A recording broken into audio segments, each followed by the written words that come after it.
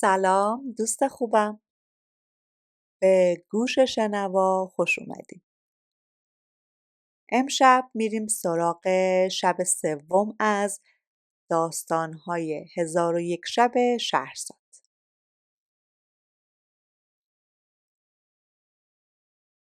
تو تالار چراغ خورده هنوز بوی عود شب قبل مونده بود.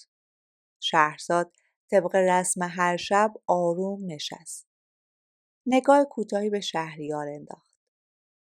نگاهش مثل شمشیری که تو غلاف مونده باشه کمتر تیز بود، اما هنوز خطر رو یادآوری میکرد. شهرزاد نفسشو آهسته بیرون داد و گفت: ای پادشاه بزرگ، دیشب گفتم که دیو از دل زمین برخاست و بازرگان درمونده رو اسیر کرد. اما قصه همینجا تازه گرم میشه. بازرگان دستاشو روی خاک گذاشته بود و میلرزید. دیو، اون موجود گره خورده تو دود و خشم، گفت: ای انسان، تو با خوردن اون خرما پسرم رو کشتی. امروز روز داوری توست.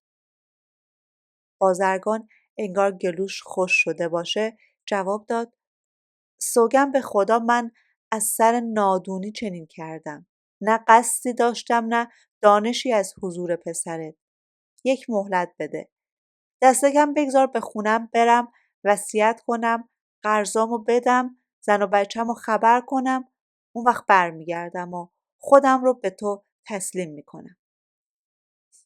دیو خندید. خندش مثل رعد توی اتاقی بسته پیچید. باز کردی؟ آدمیزاد به وعده پایبنده؟ بازرگان گفت: اگه برنگشتم خدا میانه من و تو داوری کنه. دیو مکسی کرد. شاید چیزی تو صدای بازرگان یا همون لرز راستین انسان بیچاره باعث شد سایش کمی کوتاه‌تر بشه. گفت: 1 سال مهلت داریم. سال آینده، همین روز، همینجا. اگه نیای من خودم به دنبالت میام. و بعد مثل گردبادی که ناگهان فرو بپاشه ناپدید شد.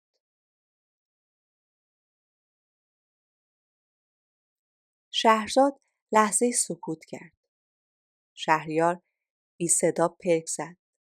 معلوم بود تو عمق داستان شناور شده.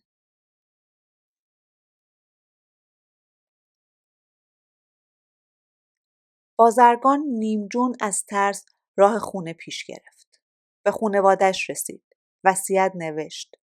قرضهاشو صاف کرد و 1 سال کامل در کنارشون موند. اما هر روز که خورشید بالا می اومد سایه دیو تو ذهنش کشیده تر می شد. تا اینکه 1 سال گذشت.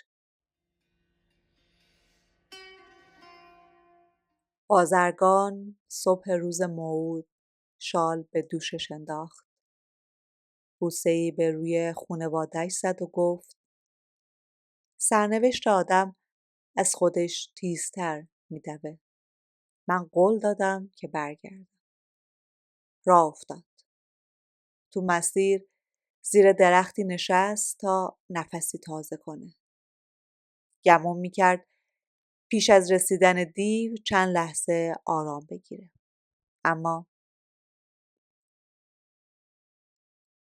اما پیش از اون که دیو پیداش بشه از دور مردی دیده شد. پیرمردی که بزغاله‌ای سیاه به تنابی نازک می‌کشید و به طرف بازرگان می‌اومد. چهرش خسته اما آروم بود. پیرمرد پرسید: ای مرد جوان، چرا اینطور پریشانی؟ انگار دنیا از پشت سرت در حال فرو رفتنه. بازرگان بدون هیچ پنهانکاری ماجرای دیو و عهدش رو تعریف کرد. پیرمرد سری تکون داد و گفت: اگه قرار دیو تو رو ببره دست کم بگذار من هم حاضر باشم. شاید من هم حکمتی در این صحنه داشته باشم. و کنار بازرگان نشست. شهرزاد اینجا آروم و آروم لحن صداش رو پایین میاره و به پادشاه میگه پادشاها آروم آروم خورشید داره طلوع میکنه. اگه عمری باشه بقیه داستان فردا شب.